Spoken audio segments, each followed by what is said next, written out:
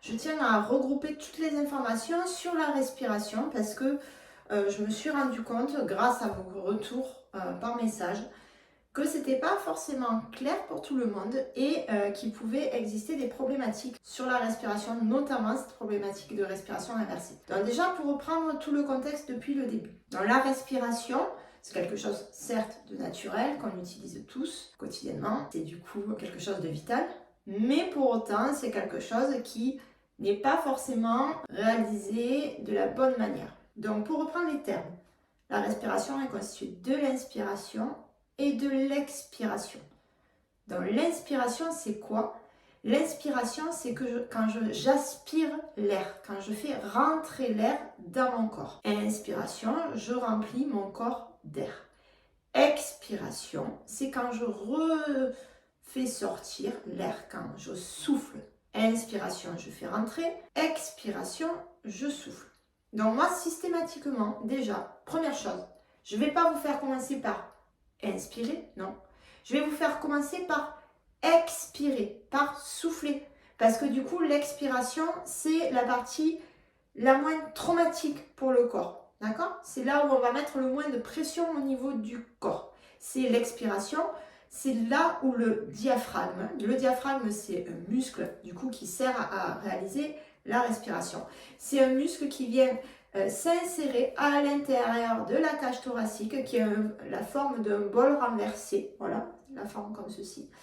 Et du coup, le diaphragme, sur l'expiration, il va monter dans le corps et il va laisser de la place aux organes. En même temps qu'il monte, ce diaphragme, on va avoir le plancher pelvien en bas, les muscles qui soutiennent du coup notre vessie, notre utérus, etc., nos organes. Donc notre plancher pelvien, un ensemble de muscles, va lui aussi monter. Donc sur l'expiration, on a le diaphragme et le plancher pelvien qui montent sur l'expiration quand tu souffles.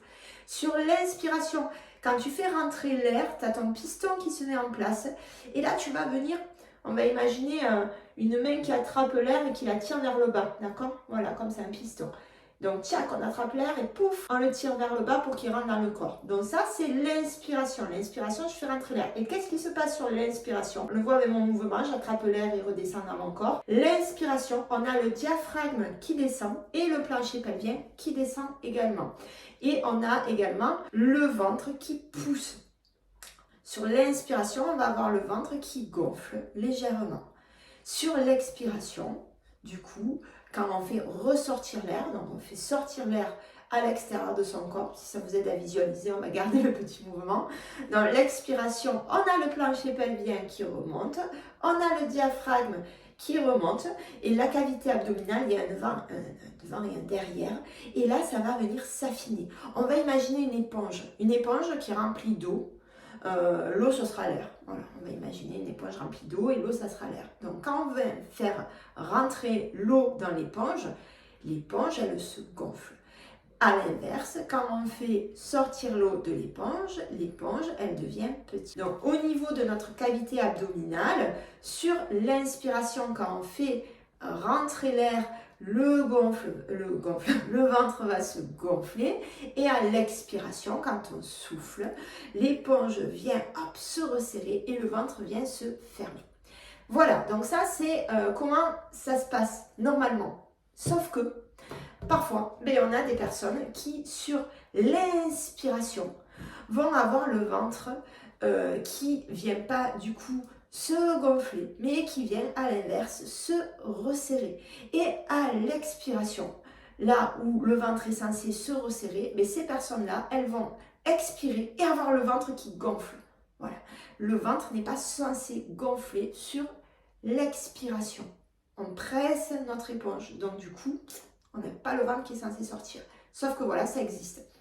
Cette respiration inversée, non voulue, je précise, non voulue, elle n'est pas bonne pour le corps. Elle n'est pas bonne pour ton corps. Tu vas venir mettre une pression sur ton plancher pelvien. Parce que du coup, je vais t'expliquer que ça monte, ça descend. Voilà, c'est fait pour protéger ton corps parce qu'il y a une pression du coup.